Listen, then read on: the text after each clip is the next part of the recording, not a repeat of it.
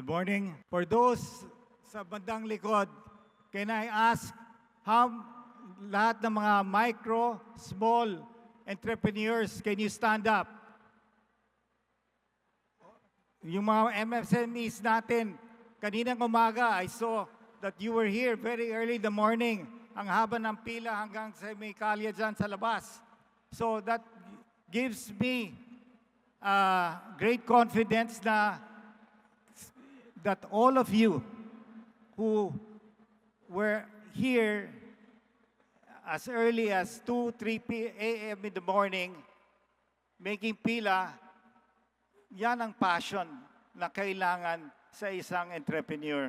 We are here to help all of you. The Philippines cannot be, we have to be more inclusive. In other words, mga malaking kumpanya, nandito lahat sila. Ang SM, ang kagandahan ng SM, talagang tumutulong dito sa mga maliit na negosyante.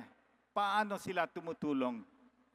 Lahat ng malls, they open it for events like this. At ang rental, lahat libre. Si Madam Tessie, isang magaling na entrepreneur, kaya ang SM ngayon is growing very fast. This year, in a couple of days, the Philippines will be leading the ASEAN. That is a very important event for us. Importante that we are able to show that the Philippines has great potential in growing.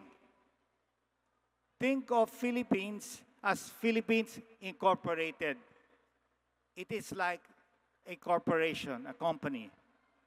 Tayo, ang mga empleyado dito sa Philippines Inc.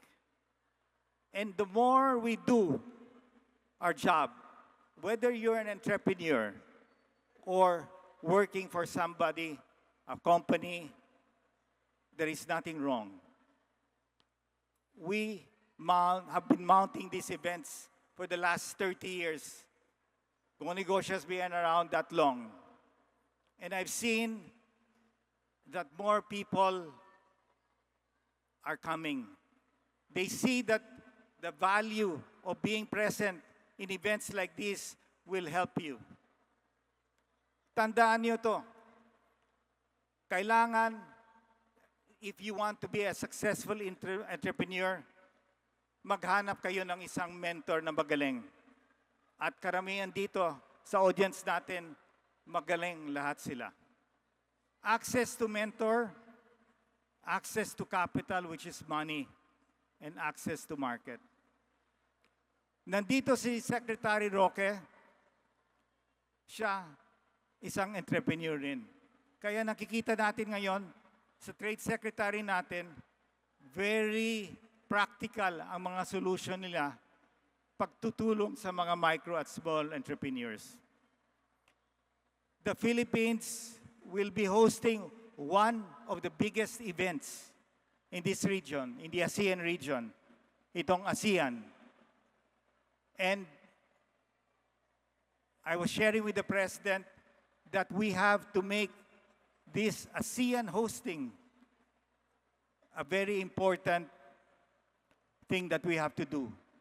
So what we will do, and I've asked Ms. Tessie Coson to support the program, at nakikita nyo dito ang LED screen that when the ASEAN starts in about 2-3 weeks from now, we want you to see what is happening sa mga meeting dito sa PICC, sa Conrad, iba pang mga different venues na gagawin lahat ng mga meeting na to. Anong ibig sabihin ng ASEAN? Countries in ASEAN, there are about close to 10 ASEAN countries. We cannot compete with the rest of the world individually, Philippines versus the rest of the world. Hindi natin kaya. Kaya, grupo na ngayon yung mga countries natin in what we call ASEAN. And I was telling the President that the events will be held here in this area where you have PICC, you have this mall, and many others. Dito gagawin. Pero it will not be able to accommodate the bigger population. It will be basically focused on big business and medium-sized business. But what we intend to do, and I've requested Tessie, that if possible, they open their malls to all the MSMEs and we show what is happening in the ASEAN events in the couple of weeks to come. So we want the ASEAN hosting to be very inclusive. We want our micro, small, and medium entrepreneurs to have the chance just even to be in this hall seeing what is happening. Karamihan ng mga MSMEs natin ay mga babae. And why? I think they're more patient with us, mga lalaki, katulad ko. And they're very detailed. And what we want to see is not companies like us continue to grow.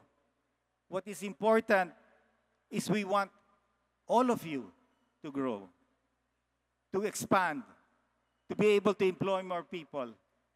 And that has been my dream for those many years. You have my promise that Go Negosyo will not stop in what we do. But you have to do your part. You have to have that passion, the hunger to succeed. There are many people out there who had little in life, and they worked hard, and they have achieved their dream. So we are here to help you achieve that dream. We have our president and his wife, the First Lady, who has been helping us in all these programs. Her love for all, basically providing support in health, especially those who need medicines and all of that. That program is running. So we have forged an alliance between the private sector and government. Secretary Roque here is an entrepreneur. Alam niya paano, how to run a company. And all of us here want to help you succeed. We don't want to leave anyone behind. So you have my promise. We will not stop until everyone out there is able to achieve their dream. Maraming salamat.